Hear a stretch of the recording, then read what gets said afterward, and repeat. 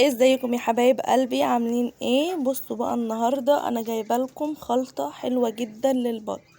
والله انا مجرباها كتير وشايفين الفرق من ساعه ما جبت البط لحد دلوقتي. عم اوريكم ايه هي الخلطه. ده 3 كيلو شيش، 3 كيلو شيش يا جماعه، وده اساسي في اي خلطه للبط اصلا. وهنحط عليهم 2 كيلو علف، مش علف بياض، علف عادي بيبقى فيه بروتين اعلى. وده قشر بيض يا جماعة ممتاز جدا، بدل ما ترمي قشر البيض نشفيه وطحنيه كويس. وده عيش يعني كله زي بعضه، كله قد بعضه، بس انا اللي طحنه العيش ده لان لما بوديه بره بينعمهولي خالص والبط بعطره في الارض. جبت كيسه حطيتها لان الشكاره كانت هتوقع الوصفه كتير. وده السيرس بتاع الرز، وده صدف يا جماعه. هتكلم عن الوصفه بس اقول لكم المقادير بتاعتها. وده ملح، ما تكتريش في الملح، هي معلقه صغيره لان الملح كتره غلط، هي دوبك رشه بس صغيره.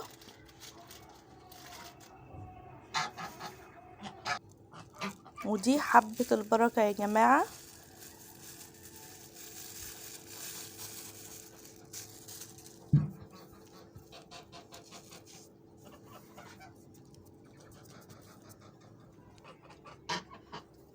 والخميره الفوريه بمعادل كيسين يا جماعه، كيسين خميره فوريه. وهنقلبهم بقى مع بعض. عايزه اقول لكم الملح ده بقى يعني زي البهارات في الاكل عندنا. رشه ملح صغيره جدا يا جماعه تساعد البط في الهضم الاكل ويعوض الاملاح المعدنيه في جسمه.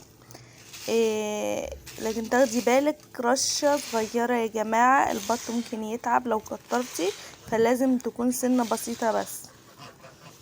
وقشر البيض، القشر البيض فيه كالسيوم عالي جدا، بيقوي عظم البط وما يحصلش كساح ولا العظام بتاعه يلين، وبيخلي رجليه واقفه مظبوطه.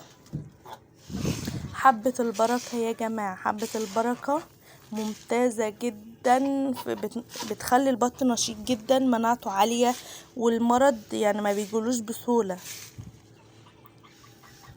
الخميره يا جماعه، الخميره الفوريه بتفتح الشهيه جدا، يعني انت لو عندك بط ما بياكلش كويس جربي بس تحطيله هتلاقيه يعني بياكل ما شاء الله يعني. والخميره دي اصلا يعني زي الفيتامينات بالظبط، لما تحط منها سنه صغيره على الاكل بتقوي المناعه وتخليه يهضم الاكل بسرعه، وكمان بتفتح نفسه على الاكل.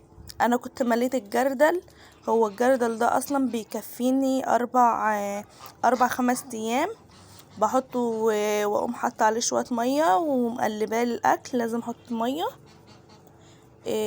واخر النهار بطلع احط لهم بواقي اكل وكده، يعني مش بمشيهم عليها على طول، يعني مره الصبح واخر النهار بواقي اكل لو عندك حاجه خضره كده، فاهمه؟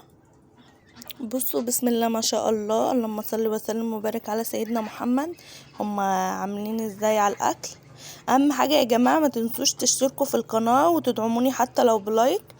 والصدف يا جماعه يعني الصدف ممتاز جدا، في كالسيوم عالي، وده اللي بيقوي العظم عند البط ويخلي رجليه واقفه تمام كده. من غير الصدف ممكن البط يجيله كساح او تلاقي رجله ضعيفه مش قادره تشيل الوزن بتاعها يعني.